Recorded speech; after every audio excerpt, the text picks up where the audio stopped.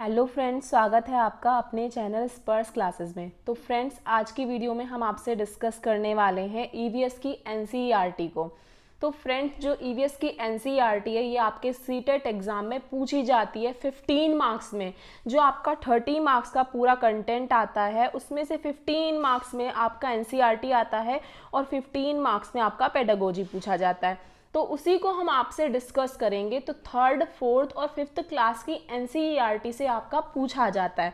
तो आज हम स्टार्ट कर रहे हैं क्लास थर्ड की ईवीएस के पोर्शन को, और हम आपसे वही डिस्कस करेंगे जो आपके एग्जाम के लिए इम्पोर्टेंट है। सब कुछ डिस्कस नहीं करेंगे कि पूरा कंटेंट चैप्टर वाइज उठा लिया है।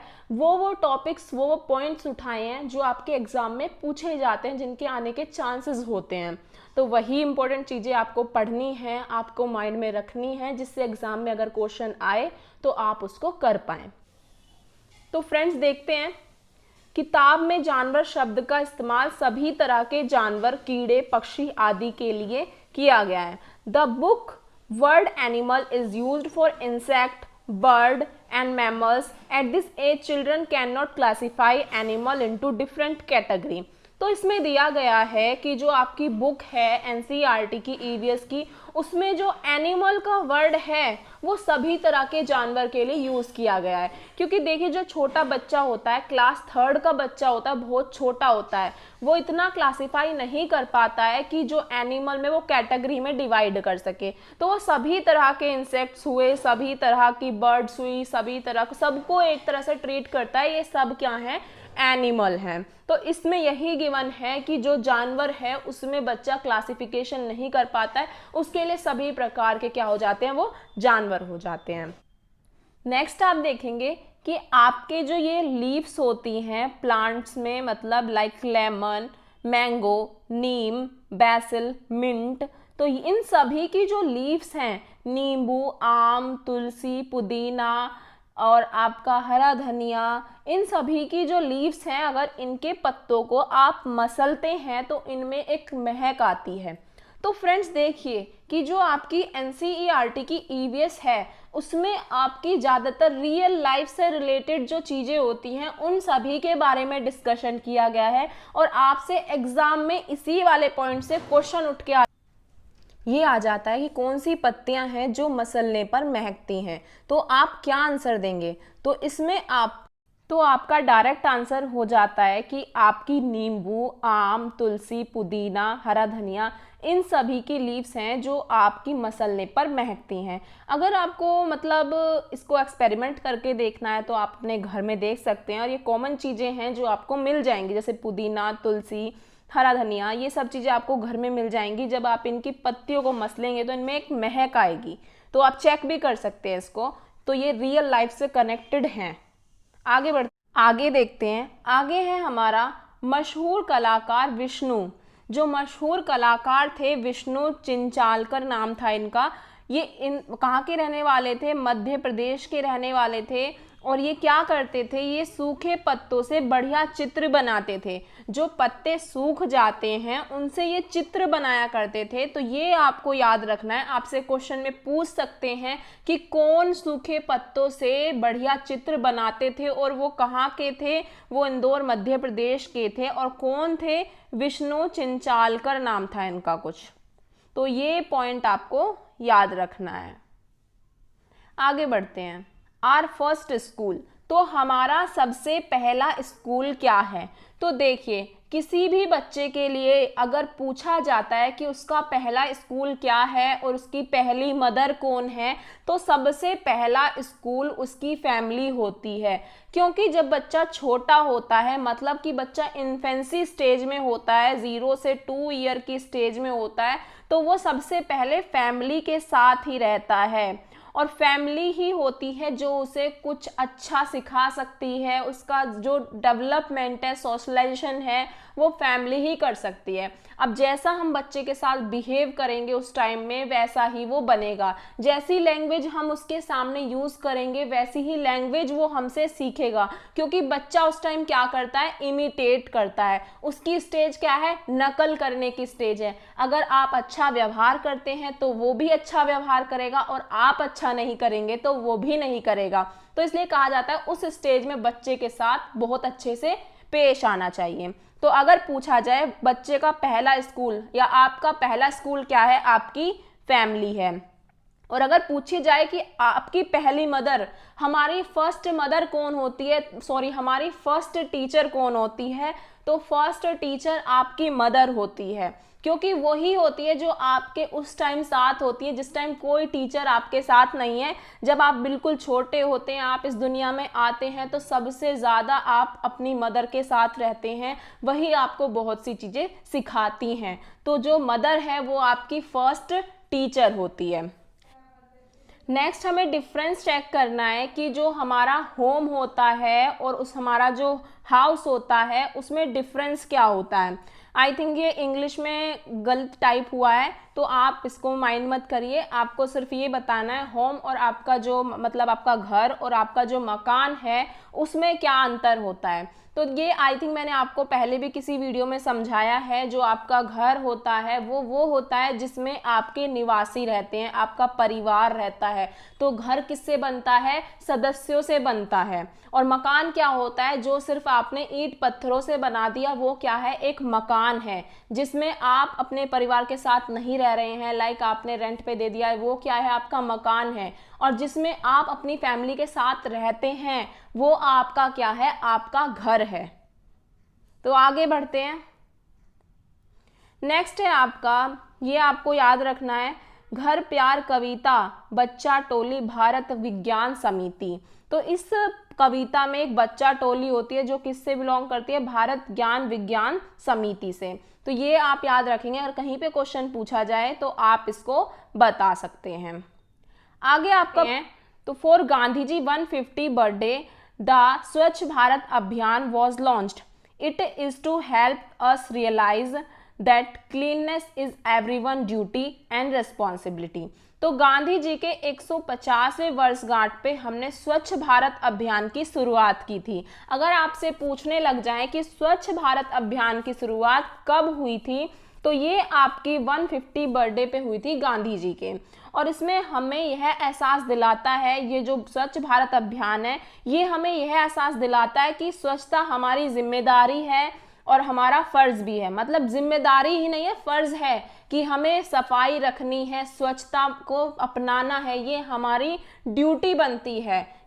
तो ये आपको सिर्फ पढ़ने के पॉइंट ऑफ व्यू से नहीं पढ़ना है, ये आपको अपने अप्लाई भी करना है। अगर आपको अपने आसपास कहीं भी कुछ गंदगी नज़र आती है तो उसकी सफाई कराइए, क्योंकि ये आपके लिए भी बेटर होगा।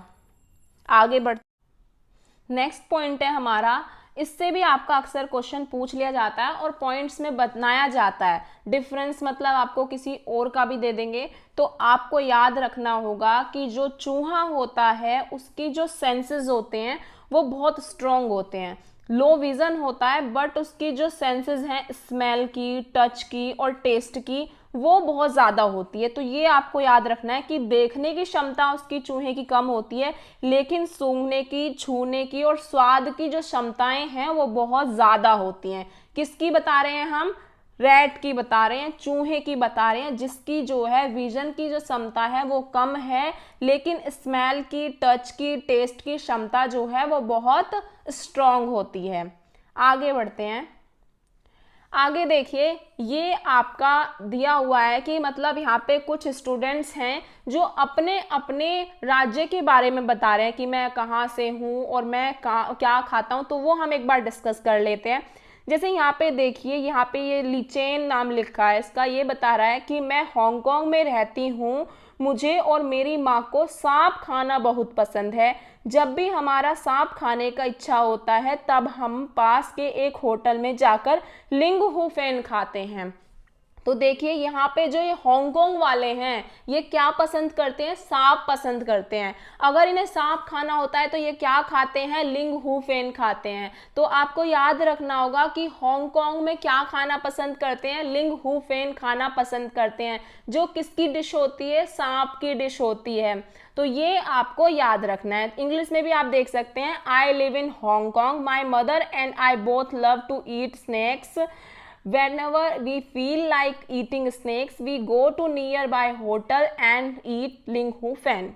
तो यहाँ भी यही चीज़ लिखी है कि जब भी आपको फाइनल इतना कुछ नहीं पढ़ना है, आपको सिर्फ माइंड में ये 3 चीज़ रखनी है कि हांगकांग में कौन सा फूड खाना पसंद करते हैं। हांगकांग में खाना पसंद करते हैं लिंगहू फैन, इंग्लिश में भी वही है और हिंदी में भी वही है। और कहाँ, मतलब हांगकांग में लिंगहू फैन खाना पसंद करेंगे और किससे बना होता है, वो सांप का बना होता है। तो ये आपको भूलना नहीं है, ये क्वेश्चन रिपीटेड है, बार बार एग्जाम में आता है। आगे है आपका, मैं कश्मीर में रहती हूँ, सरसों के तेल में बनी मछली मुझे बहुत पसंद है। एक बार हम गोवा गए थे, वहाँ हमने मछली खाई पर स्वाद बहुत ही अलग था। माँ ने कहा अरे यह तो नारियल के तेल की बनी समुद्र की मछली है, स्वाद तो अलग होगा ही। तो देखिए इस पैराग्राफ के अंदर आपको 2 क्वेश्चन मिल जाते हैं कि कश्मीर में कौन सी मछली खाई जाती है। कश्मीर में खाई जाती है जो आपकी तेल में फ्राइड मछली होती है, वो कश्मीर में खाई जाती है। और गोवा में कौन सी मछली खाई जाती है, नारियल के तेल में तली हुई मछली वहाँ पे खाई जाती है। तो अब जो सरसों के तेल में खाने वाले हैं उन्हें नारियल के तेल वाली का टेस्ट वो नहीं आया, तो इसलिए यहाँ पे बता रहे हैं कि कश्मीर जैसा टेस्ट वहाँ नहीं है। तो आपको याद रखना होगा कि जो गोवा में मछली होती है वो फ्राइड जो मिलती है वो नारियल के तेल की मिलती है, और जो कश्मीर में मिलती है वो मिलती है हमारी सरसों के तेल की। नेक्स्ट है हमारा यहाँ पे, मैं केरल में रहता हूँ, मुझे सबसे अच्छी 2 चीज़ें लगती हैं।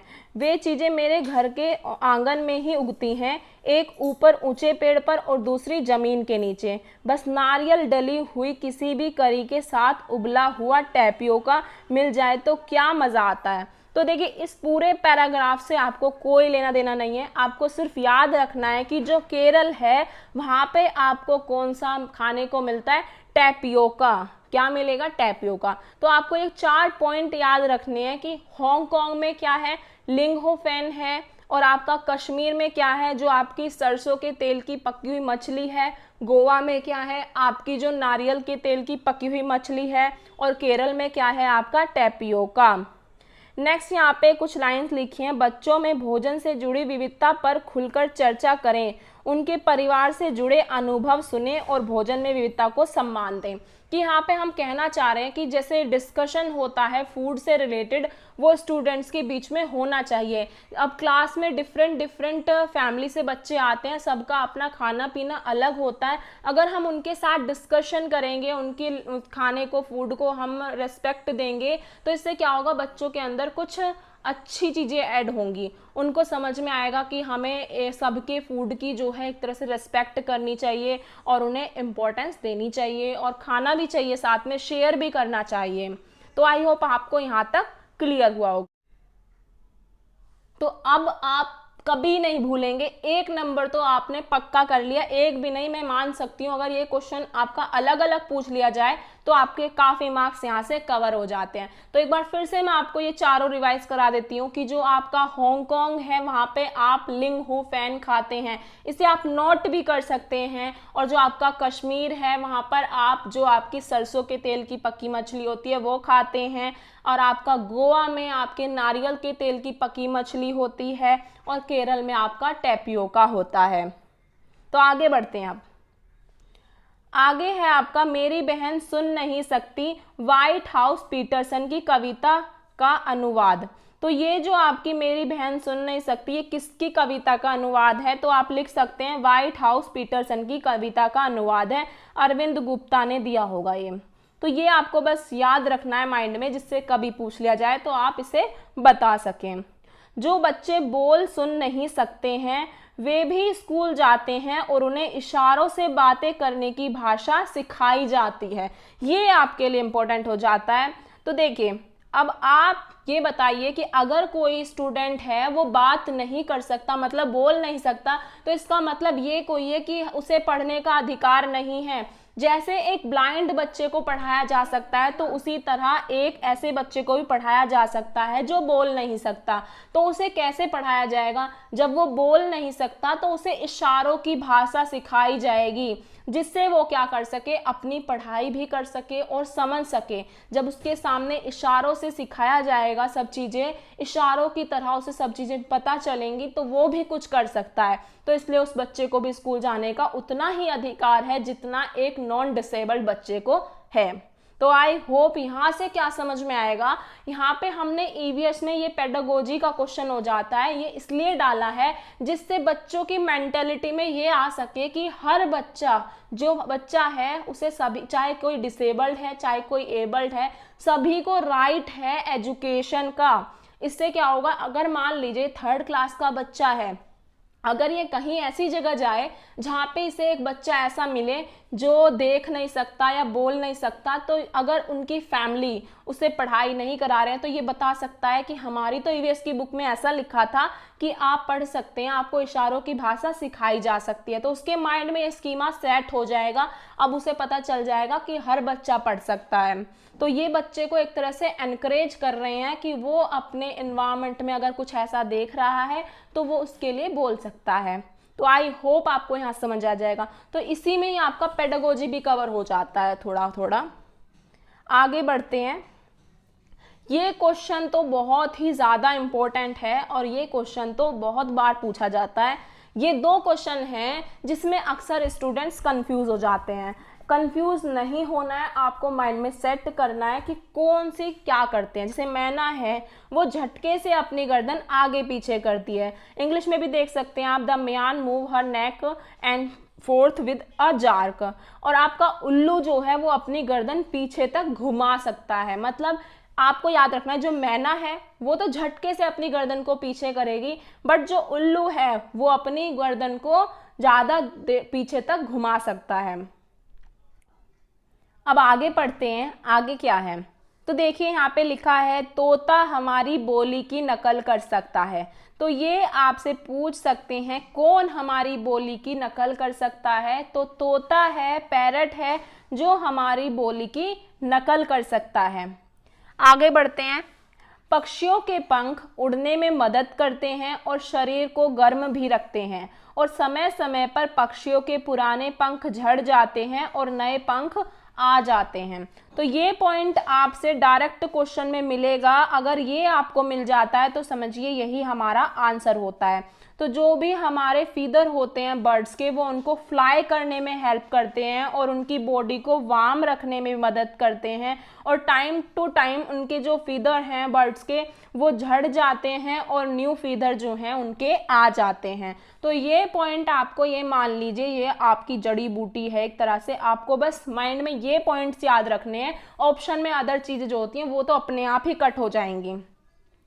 ये तो सबको ही पता है कि मोर जो है हमारा राष्ट्रीय पक्षी कहा जाता है। Peacock is called the national bird. क्या है, पिकॉक हमारी नेशनल बर्ड है। तो ये जो पॉइंट्स हैं ये 3rd क्लास की ईवीएस के हैं। तो देखिए ईवीएस के 3rd क्लास के हैं, तो 3rd क्लास के लेवल के ही चीज़ें हैं। तो यहाँ पे हमें ईवीएस इसलिए पढ़नी पड़ती है जिससे कि हम एक तरह से पेडागोजी की जो चीज़ें होती हैं उनको भी सॉल्व कर सकें, हमें पता चल सके। क्योंकि हमें जब पढ़ाना है, हम 1st to 5th के लेवल का सीटेट का एग्ज़ाम दे रहे हैं, तो हमें 1st to 5th के ही बच्चों को पढ़ाना है।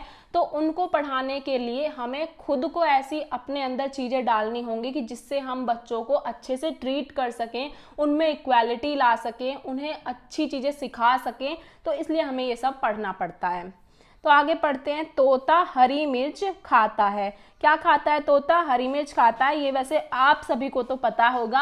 अगर एक छोटा बच्चा इस बुक को पढ़ रहा है, 3rd क्लास का पढ़ रहा है, तो उसे इतनी चीज़ें नहीं पता होती हैं। तो उसके लिए चीज़ें न्यू होंगी, आपके लिए चीज़ें नॉर्मल होंगी, आपको ये चीज़ें मालूम भी होंगी। तो ये तो नॉर्मल सी चीज़ें हैं जो आपको पता भी होती हैं। बट ये वाला पॉइंट अक्सर हम कंफ्यूज हो सकते हैं, तो ये आपको याद रखना है। अदरवाइज तो ये तीनों चीज़ें आपको पता होंगी। आगे बढ़ते हैं। आगे है हमारा कविता बादल आए। जो ये कविता बादल आए ये किसकी कविता है? हरीश निगम की कविता है। तो ये आपको याद रखनी है, कविता बादल आए जो है ये हरीश निगम की कविता है। आगे क्या है आपका? हाथी जो है वो आपका क्या पसंद करता है? हाथी आपका पसंद करता है केला। क्या पसंद करता है? केला पसंद करता है। और पेड़ पौधे जो होते हैं उन्हें पानी कहाँ से मिलता है? तो ट्रीज जो होते हैं उन्हें आपका पानी जो मिलता है वो रेन से मिलता है। पेड़ पौधों को पानी बारिश से मिलता है। तो देखिए, मान लीजिए बारिश नहीं होती है तो बहुत ज़्यादा दिक्कत हो जाती है, तो पेड़ पौधों को जो पानी मिल रहा है थोड़ा बहुत बाहर से, वो रेन से मिलता है। तो अब यहाँ पे आगे देख सकते हैं, बारिश के समय इंद्रधनुष दिखाई देता है। तो बारिश के समय आपको क्या दिखाई देता है? इंद्रधनुष दिखाई देता है।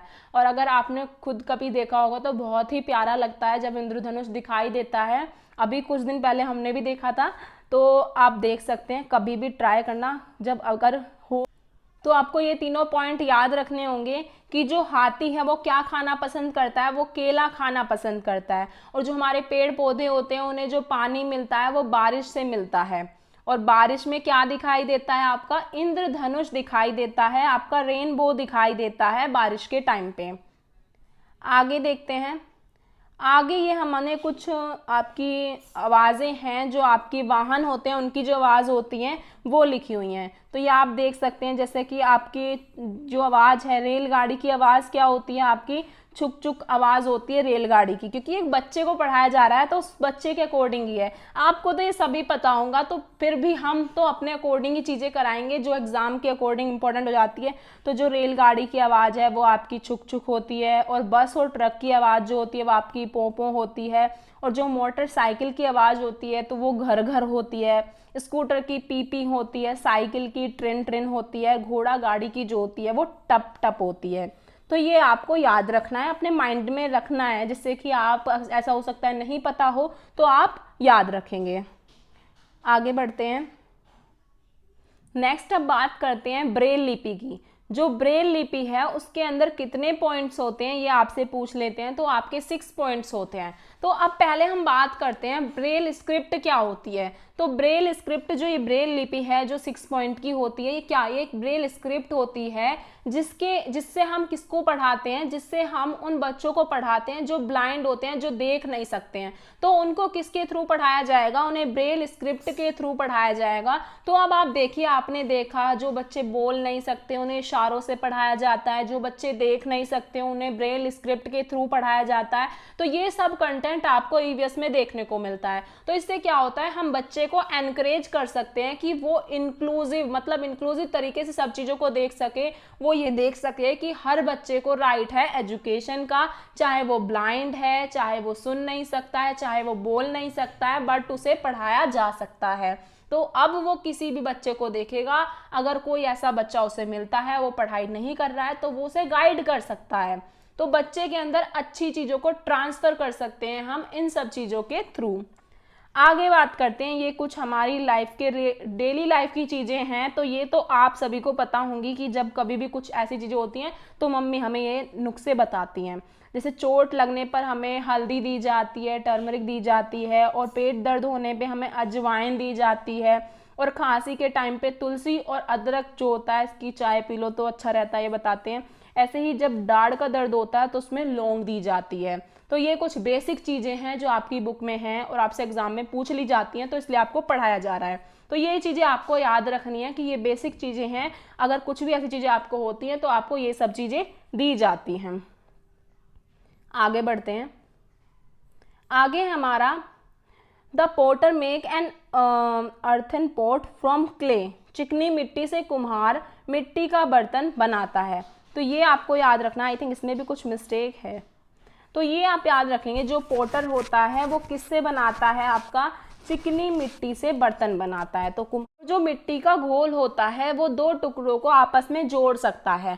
जैसे आप कभी भी देखेंगे, आप करके भी देख सकते हैं कि आप मिट्टी लें और एक मिट्टी का घोल बनाएं और उन दोनों को जॉइंट करने के लिए उसका यूज़ करें। तो जो मिट्टी का घोल होगा वो दो टुकड़ों को जॉइंट करने में मदद करता है। आगे बढ़ते हैं। ये पॉइंट मोस्ट इम्पोर्टेंट है एक पेडागोजी के पॉइंट ऑफ व्यू से भी आपका, कि अगर आपको पुराने ज़माने के बारे में जानना है तो आपके पास सबसे इम्पोर्टेंट जो आपका हो जाता है वो आपके बुज़ुर्ग होते हैं, आपके बड़े होते हैं। अगर आपको जानना है कि पहले टाइम में क्या होता था, आज से 50 साल पहले क्या था, कैसा रहन सहन था, कैसे लोग थे, क्या परंपराएं थी, क्या संस्कृति थी, सब चीज़ों के बारे में अगर आपको जानना है तो अब 50 साल पहले आप तो नहीं देख सकते क्या था, तो लेकिन आपके पास आपके दादा दादी वो सब हैं जो इस टाइम को फेस कर चुके हैं, मतलब तो आप उनसे जान सकते हैं, उनसे पूछ सकते हैं, उनसे सीख सकते हैं कुछ चीज़ें। क्या पता उस टाइम पे कुछ चीज़ें अच्छी होंगी जो आज के टाइम पे नहीं है। और ऐसा सच है कि आज के टाइम पे इतना चीज़ें बदल गई हैं, बहुत सी चीज़ें ऐड हो गई हैं, बट जो चीज़ें पहले थी वो अब नहीं है, बट पहले में बहुत सी चीज़ें अच्छी थी। तो ये अगर आपको जानना है तो आपके बड़े बुजुर्ग हैं उनसे आप जान सकते हैं कि पहले कैसा कुछ था। तो यहाँ पे ये पॉइंट इसलिए दिया है जिससे कि जो छोटे बच्चे हैं अगर उन्हें कुछ पूछना है, अगर वो भी कुछ जानना चाहते हैं तो अपने पेरेंट्स से या अपने मतलब ग्रैंड पेरेंट्स से, ग्रैंड मदर से, उन सब से पूछ सकते हैं। तो ऐसा होता है बच्चे के अंदर क्यूरियोसिटी होती है उस टाइम पे, वो फिर ऐसा होता है उसे कुछ ना कुछ माइंड में आता है तो वो ज़रूर पूछता है कि मेरी बुक में ऐसा था तो मैं पूछूंगा। तो ऐसे बच्चे के माइंड होता है बचपन में, क्योंकि 3rd क्लास का स्टूडेंट्स है, वो इतना बड़ा नहीं हुआ है अभी। तो आगे देखते हैं। आगे ये आपकी क्या दी हुई है, आपका हाउस के बारे में बताया हुआ है। तो इसमें आपसे बहुत क्वेश्चन पूछा जाता है, ये भी आप इम्पोर्टेंट मान लीजिए, इसे तो नोट भी कर सकते हैं आप। अब यहाँ पे ये असम के घर हैं, आप पिक्चर में भी देख सकते हैं कहाँ के घर हैं, असम के घर हैं। मैं असम के मोलान गांव से आया हूँ। हमारे यहाँ बहुत बारिश होती है, इसलिए हमारे घर जमीन से लगभग 10 से 12 फुट ऊंचे बनाए होते हैं। इन्हें मजबूत बांस के खंभों पर बनाते हैं। ये घर अंदर से लकड़ी के बने होते हैं। तो फ्रेंड्स, आपसे क्वेश्चन कैसे पूछा जाता है, ये नहीं पूछेंगे कि असम में कैसे घर बनाए जाते हैं। आपसे क्वेश्चन ऐसे पूछा जाएगा, ये जो पूरा पैराग्राफ है इसे आपका बांट दिया जाएगा 4 ऑप्शन में, और उसमें से या तो आपको all of the above option देंगे या इसमें से आपका एक पॉइंट सही देंगे और आपके गलत देंगे। जैसे आपको बोला जाएगा ऑप्शन में कि वहाँ पर बहुत ज़्यादा बारिश होती है और वहाँ के घर जो हैं वो 10 से 12 फुट की ऊंचाई पे बनाए जाते हैं, और आपका तीसरा ऑप्शन दे देंगे वो बांस के खंभों पर बनाते हैं, और उपयुक्त सभी। तो आपका आंसर हो जाएगा उपयुक्त सभी। लेकिन अगर ऐसा करें वहाँ बारिश बहुत कम होती है और उनके घर 10 से 12 ऊंचे मतलब इस पे फिट पे बनाए जाते हैं और बांस के खंभों पर नहीं बनाए जाते हैं, इस टाइप का, मतलब अगर डिमेरिट्स बता देंगे तो आपको उसे टिक नहीं करना है, जो आपने यहाँ पढ़ा है उसको टिक करना है। तो आपको अपने माइंड में यही रखना है, असम के जो घर होते हैं वो किस पे बनाए जाते हैं, बांस के खंभों पर बनाए जाते हैं, और ज़मीन से कितने ऊंचाई पे बनाए जाते हैं, 10 से 12 फुट की ऊंचाई पर बनाए जाते हैं। और वो अंदर से कैसे होते हैं, वो लकड़ी के होते हैं। कैसे होते हैं, लकड़ी के घर होते हैं असम के। तो ये 4 चीज़ें हैं जो आपको अपने माइंड में रखनी है। और वहाँ पे बारिश भी बहुत ज़्यादा होती है। तो एक तो बारिश हो गया, एक 10 से 12 फुट ऊंचे हो गए, तीसरा अंदर से लकड़ी के होते हैं, और चौथा आपका बांस के खंभों पर बनाए जाते हैं। तो यही आपको 4-5 पॉइंट इसके लिए याद करने हैं जो आपके असम से रिलेटेड हैं। तो यही सब आपका इंग्लिश में है, तो आप देख सकते हैं। अगर आपको प्रॉब्लम है, देखिए नॉर्मल इतना इंग्लिश हिंदी में डिफरेंस नहीं होता है। 10 से 12 फुट ऊंचा बनाए तो वो भी इंग्लिश में भी वही होगा और हिंदी में भी वही होगा। असम को हिंदी में भी असमी कहा जाएगा और इंग्लिश में ही असमी कहा जाएगा। तो आगे बढ़ते हैं, टाइम वेस्ट नहीं करते हैं अपना। आगे हमारा बात करी जा रही है यहाँ पे आपका मनाली की। तो आप देख सकते हैं मनाली के घर इस तरह के होते हैं, और आप देख सकते हैं यहाँ पे काफ़ी ठंड भी होगी। तो मैं मनाली से आई हूँ जो एक पहाड़ी इलाका है। यहाँ पे ये बता रही हैं कि मैं मनाली से आई हूँ जो एक पहाड़ी इलाका है। हमारे यहाँ भी बारिश बहुत होती है और बर्फ़ भी पड़ती है। जब ठंड ज़्यादा हो जाती है तब धूप में बैठना अच्छा लगता है। हमारे मकान पत्थर या लकड़ी से बनते हैं। तो अगर आपसे मनाली से रिलेटेड पूछा जाए तो आप बताएंगे क्या क्या वहाँ की विशेषताएं हैं।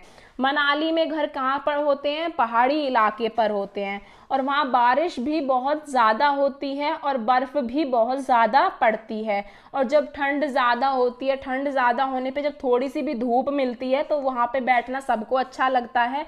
और जो वहाँ के मकान हैं वो पत्थर और लकड़ी से बनते हैं। तो ये आपको चीज़ें याद रखनी है, आपको माइंड में सेट कर लेना है कि असम में क्या चीज़ें थी और आपका मनाली में क्या है। मनाली के घर किससे बने होते हैं, मनाली के घर बने होते हैं लकड़ी और पत्थर से बने होते हैं, और वहाँ पे भी ठंड बहुत होती है, बर्फ़ भी बहुत पड़ती है, और आपकी जब धूप निकलती है तो वहाँ पे धूप में बैठना भी अच्छा लगता है, और पहाड़ी इलाके पर होते हैं। रिपीट मैं इसलिए कर रही हूँ जिससे कि आपके माइंड में ये चीज़ें सेट हो सके। आगे बढ़ते हैं। ये है आपके राजस्थान के घर, तो ये देख के ही आपको समझ में आ जाएगा। तो यहाँ पे ये बच्चा है जो कह रहा है कि मैं राजस्थान के एक गांव से आया हूँ, हमारे यहाँ बारिश बहुत कम होती है। तो आप सभी जानते हैं कि राजस्थान में बारिश बहुत कम होती है और खूब गर्मी पड़ती है। हम लोग मिट्टी के घरों में रहते हैं, घरों की दीवारें बहुत मोटी होती हैं, इन दीवारों को मिट्टी से लीप पात कर सुंदर बनाया जाता है, छतें कटीली झाड़ियों से बनी होती हैं। तो आपको इसमें चीज़ें याद रखनी है, जो आपके राजस्थान के घर होते हैं वो किससे बने होते हैं, मिट्टी से बने होते हैं, और जो उनकी छत होती हैं वो कटीली झाड़ियों से बनी होती हैं, और इन्हें अच्छे से लीप कर क्या बनाया जाता है, सुंदर बनाया जाता है, जिससे कि जो गर्मी है मिट्टी उस गर्मी को रोक सके। तो इस टाइप के घर आपको कहाँ मिलेंगे, राजस्थान में मिलेंगे, और यहाँ पे बारिश बहुत कम होगी और गर्मी बहुत ज़्यादा होगी। तो अब आगे देखते हैं। और ये दो चीज़ें और याद रखनी है हमें राजस्थान के बारे में, कि राजस्थान जो है हमारा एक रेतीला इलाका है, और वहाँ पर हम किसका उपयोग करते हैं, टंका का उपयोग करते हैं। तो ये दो चीज़ें आपको याद रखनी है राजस्थान में, कि राजस्थान एक रेतीला इलाका है और टंका का उपयोग राजस्थान में होता है। तो फ्रेंड्स आई होप आपको वीडियो आज की पसंद आई होगी। तो फ्रेंड्स आज की वीडियो में हमने आपसे जो भी 3rd क्लास की ईवीएस में इम्पोर्टेंट है वो सभी हमने आपसे आज की वीडियो में डिस्कस करा है। तो जितना भी इम्पोर्टेंट पार्ट आपके लिए एग्जाम के लिए इम्पोर्टेंट है 3rd क्लास का, वो हमने इसमें डिस्कस कर लिया है, और पेडागोजी क्वेश्चंस जो आपके होंगे वो हम नेक्स्ट वीडियो में डिस्कस कर लेंगे। तो आई होप आपको वीडियो पसंद आएगा, तो अपने सभी फ्रेंड्स तक शेयर करें, चैनल को सब्सक्राइब करें, वीडियो को लाइक करें, और कमेंट ज़रूर करें, क्योंकि कमेंट से हमें मोटिवेशन मिलता है। Thank you so much.